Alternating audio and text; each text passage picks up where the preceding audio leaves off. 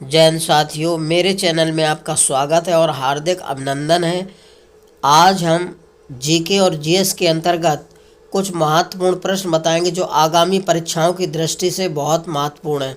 दोस्तों, डेली सुबह आप मॉर्निंग में अपना टारगेट फिक्स करिए कि आज हमें इतना तैयार करना है और सारा दिन उस पर फोकस करिए। ऐसा अगर आप डेली करते हैं तो आपकी तैयारी बहुत अच्छी हो जाएगी। यकीन मानिए, आप हर एग्ज़ाम फाइट करने लगेंगे।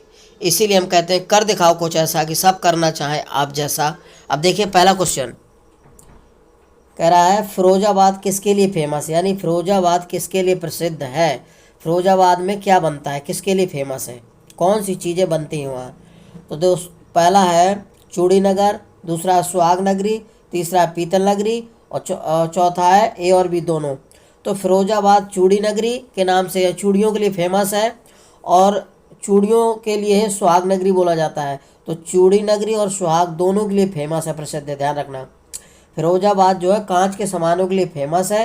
तो फिरोजाबाद में कांच की चूड़ियाँ बनती हैं और चूड़ियाँ ही सुहाग को प्रदर्शित करते हैं, इसलिए चूड़ी नगरी और सुहाग नगरी दोनों के लिए फेमस है। फिरोजाबाद याद रखिएगा, चूड़ी नगरी और सुहाग नगरी दोनों के लिए फेमस है, क्योंकि वहाँ चूड़ियाँ बनती हैं और कांच के सामानों के लिए जो कांच का सामान बनता है सबसे ज़्यादा कहाँ बनता है, फिरोजाबाद। कांच के सामान के लिए फिरोजाबाद, चूड़ी, और इसको सुहाग नगरी बोला जाता है क्योंकि औरतों का सुहाग होता है चूड़ी। ठीक है। अगला प्रश्न है पद्मावत किसकी रचना है। पद्मावत किसकी रचना है। तो ये पद्मावत मलिक मोहम्मद जायसी की रचना है, ध्यान रखिएगा।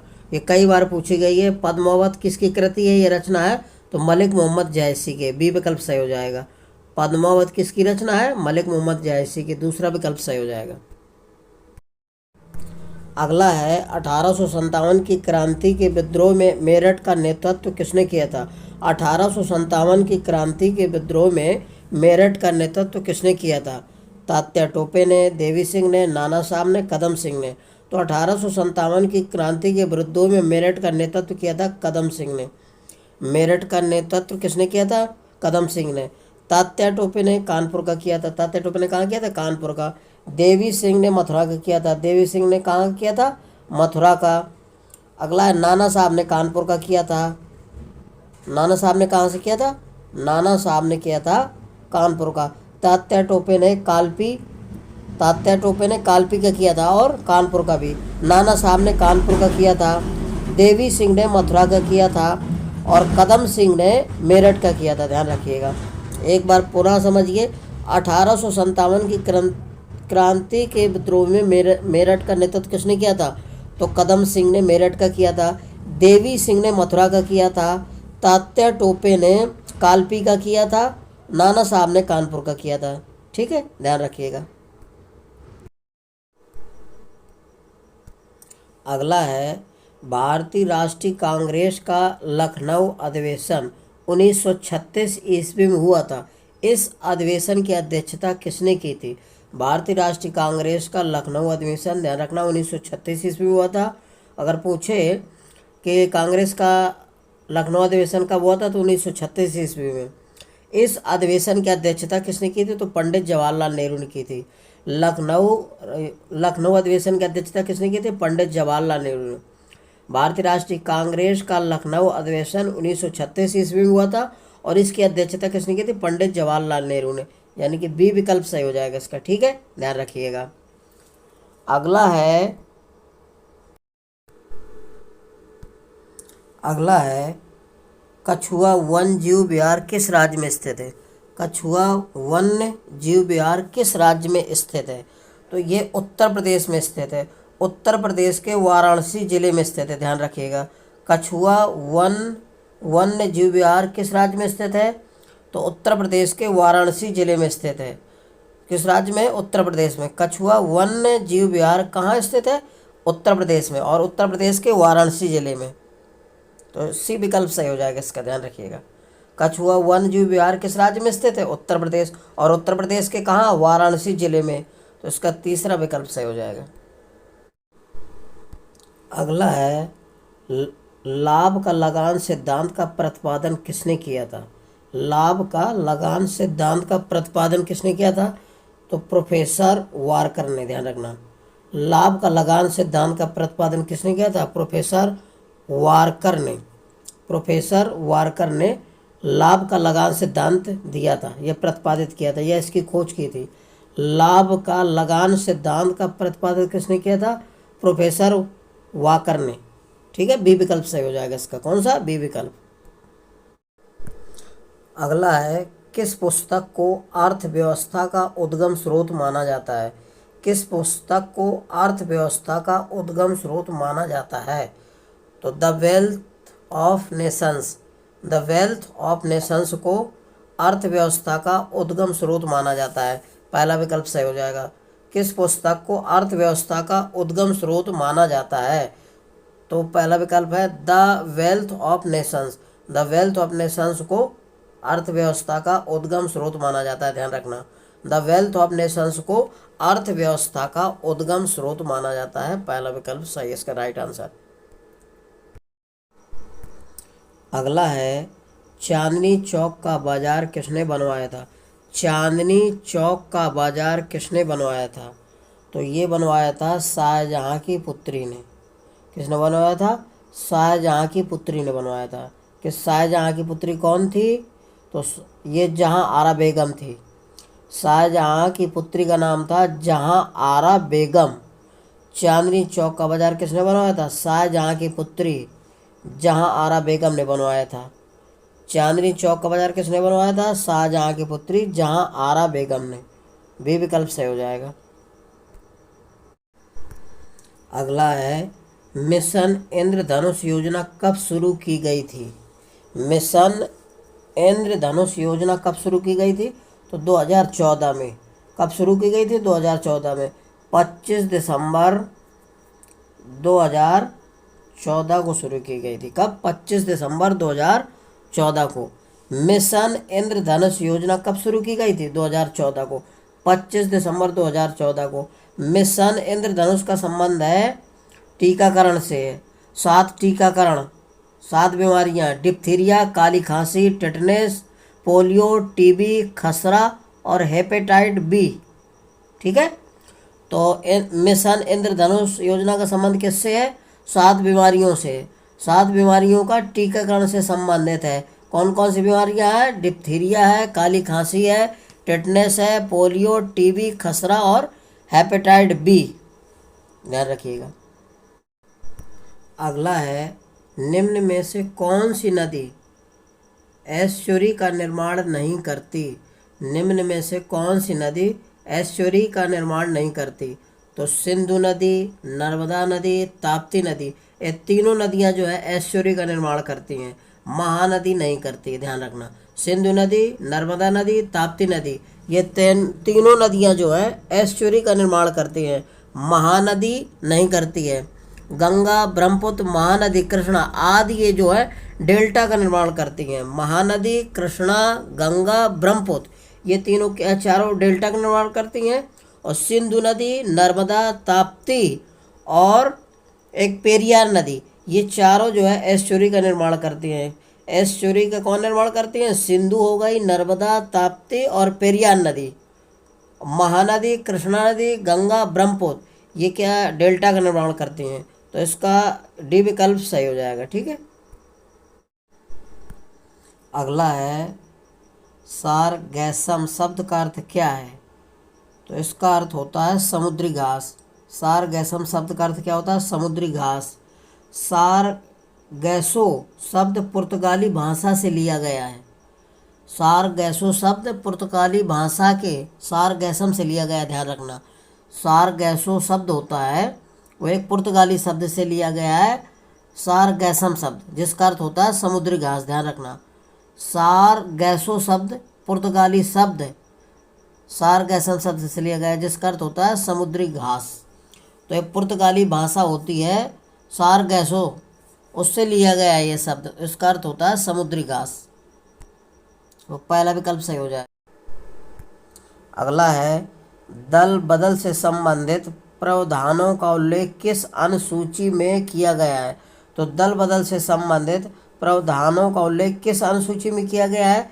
तो ये किया गया है 10वीं अनुसूची में। दल बदल किससे संबंधित है? 10वीं अनुसूची से, ध्यान रखना। दल बदल जो प्रावधान है, ये कानून है, वो किससे संबंधित है? 10वीं अनुसूची से, यानी कि बी विकल्प सही हो जाएगा। दल बदल किससे संबंधित है? 10वीं अनुसूची से, ध्यान रखना। दल बदल से संबंधित प्रावधानों का उल्लेख किस अनुसूची में किया गया है? तो 10वीं अनुसूची से संबंधित है। ये अक्सर पूछा जाता है, ध्यान रखना। दल बदल का संबंध किससे है? 10वीं अनुसूची से। अगला है, विधान परिषद के सदस्य की न्यूनतम आयु कितनी होती है? विधान परिषद के सदस्य की न्यूनतम आयु कितनी होती है? तो ये होती है 30 वर्ष, ध्यान रखना। विधान परिषद के सदस्य की न्यूनतम आयु कितनी होती है? 30 वर्ष होती है। इसके बाद जो विधानसभा का सदस्य होता है, उसकी उम्र होती है 25 साल। विधानसभा के सदस्य की न्यूनतम आयु कितनी होती है? 25 वर्ष। और विधान परिषद की होती है 30 वर्ष, ध्यान रखना। ठीक है। राष्ट्रपति की न्यूनतम आयु 35 साल, राज्यपाल की 35 साल, ठीक है। और प्रधानमंत्री की होती है न्यूनतम आयु 25 वर्ष। प्रधानमंत्री की न्यूनतम आयु कितनी होती है? 25 वर्ष, ठीक है, ध्यान रखिएगा। तो इसका कौन सा हो जाएगा? बी विकल्प सही हो जाएगा। विधान परिषद के सदस्य की न्यूनतम आयु कितनी होती है? 30 वर्ष होती है। अगला है, धूम्रबम, माचिस, पटाखे आदि बनाने में कौन सा तत्व प्रयुक्त होता है? धूम्रबम, माचिस, पटाखे आदि बनाने में कौन सा तत्व प्रयुक्त होता है? तो फास्फोरस का प्रयोग किया जाता है। धूम्रबम, माचिस, पटाखे जो बनाए जाते हैं वो फास्फोरस से बनाए जाते हैं। फास्फोरस तत्व का प्रयोग होता है, ध्यान रखना। पोटेशियम, चूहे का विष बनाने में प्रयोग किया जाता है। आर्सेनिक एक विषैली धातु है जो जल को विषैला बनाती है। साइनाइड जो होता है, ये आपका पोटेशियम और साइनाइड जो होते हैं, इनसे चूहा मारने वाली दवाई बनाई जाती है, पोटेशियम और साइनाइड मिलाकर, ठीक है। तो धूम्र बम, माचिस, पटाखे आदि बनाने में कौन सा तत्व प्रयुक्त होता है? फास्फोरस, पहला विकल्प सही हो जाएगा। अगला है, नीला थोथा क्या है? तो कापर सल्फेट को नीला थोथा बोला जाता है। कापर सल्फेट को क्या बोला जाता है? नीला थोथा। नीला थोथा क्या है? Copper sulphate. इसका सूत्र होता है CuSO4। कापर सल्फेट का सूत्र क्या होता है? CuSO4। नीला थोथा क्या होता है? Copper sulphate. इसका फार्मूला होता है CuSO4। तो पहला विकल्प सही हो जाएगा। कौन सा? पहला विकल्प। नीला थोथा क्या है? Copper sulphate. इसका फार्मूला होता है CuSO4। अगला है, स्वर्ण किस पदार्थ में घुलनशील है? कहने का मतलब है कि सोना किस पदार्थ में घुल जाता है या क्रिया करता है? तो अम्लराज, एक्वारेजिया, ए और बी दोनों में, डी नाइट्रिक अम्ल। तो अम्लराज को ही एक्वारेजिया बोला जाता है, ध्यान रखना। एक अम्लराज को क्या बोला जाता है? एक्वारेजिया, या एक्वारेजिया को अम्लराज बोला जाता है। तो ये सी विकल्प सही हो जाएगा। ए और बी दोनों में घुलनशील है। सोना और प्लेटिनम ऐसे धातु हैं जो केवल अम्लराज में ही घुलते हैं, इसके अलावा किसी धातु से क्रिया नहीं करते। स्वर्ण किस पदार्थ में घुलनशील है? तो अम्लराज और एक्वारेजिया। एक्वारेजिया, एक्वारेजिया को ही अम्लराज कहते हैं, ध्यान रखना। तो ए और बी दोनों में घुलनशील है ये। अगला है, जंग रहित लोहा बनाने में कौन सी धातु प्रयुक्त होती है? जंग रहित लोहा बनाने में कौन सी धातु प्रयुक्त होती है? तो क्रोमियम धातु प्रयुक्त की होती है, ध्यान रखना। जंग रहित लोहा बनाने में कौन सी धातु प्रयोग की जाती है? क्रोमियम, Cr का प्रयोग किया जाता है। क्रोमियम धातु इसलिए मिलाई जाती है कि जो लोहा होता है, लोहा में जंग नहीं लगता। क्योंकि लोहा में जंग कब लगता है? नमी और ऑक्सीजन की उपस्थिति में, वायु की उपस्थिति में, ध्यान रखना। तो वायु और नमी की उपस्थिति में लोहे में जंग लगता है। तो जंग से बचाने के लिए लोहे में क्या किया जाता है? क्रोमियम धातु मिला दी जाती है, जिससे जंग नहीं लगता। तो जंग रहित लोहा बनाने में कौन सी धातु प्रयुक्त की जाती है? Chromium, Cr। सी विकल्प सही हो जाएगा। अगला है, रेड क्लिप रेखा किन दो देशों की सीमा का निर्धारण करती है? रेड क्लिप रेखा जो है किन दो देशों की सीमा का निर्धारण करती है? तो ये करती है भारत और पाकिस्तान। रेड क्लिप रेखा भारत और पाकिस्तान की सीमा का निर्धारण करती है, बी विकल्प सही हो जाएगा। पाकिस्तान और अफगानिस्तान किसका करती है? ये करती है डूरंड रेखा का।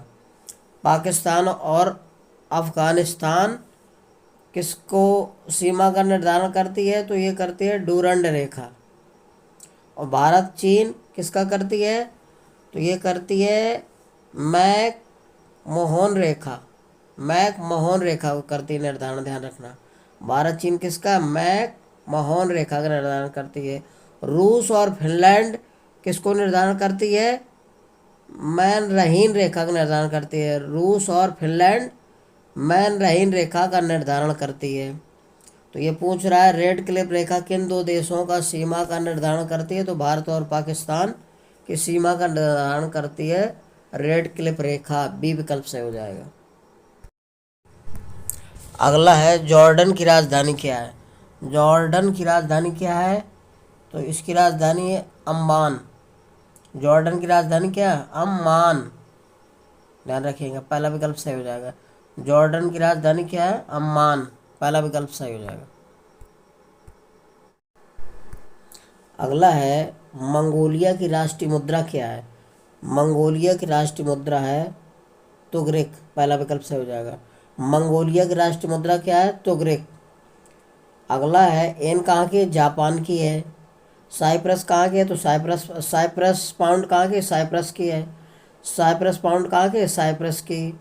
और किप कहाँ की? लाओस की है। किप कहाँ की? लाओस की, ध्यान रखना। एन जापान की है। मंगोलिया की राष्ट्रीय मुद्रा क्या है? तो ग्रीक। और लाओस की है किप। साइप्रस के साइप्रस पाउंड। साइप्रस की कौन है? Cyprus pound. और जापान की है एन। तो मंगोलिया की राष्ट्रीय मुद्रा कौन है? तो ग्रीक। पहला विकल्प से हो जाएगा। अगला है केवलादेव राष्ट्रीय उद्यान कहाँ स्थित है? केवलादेव राष्ट्रीय उद्यान स्थित है राजस्थान में। पहला विकल्प सही हो जाएगा। केवलादेव राष्ट्रीय उद्यान कहाँ है? राजस्थान के भरतपुर में। भरतपुर में पड़ता है, ध्यान रखना। केवलादेव राष्ट्रीय उद्यान कहाँ है? राजस्थान के भरतपुर में। तो पहला विकल्प सही हो जाएगा।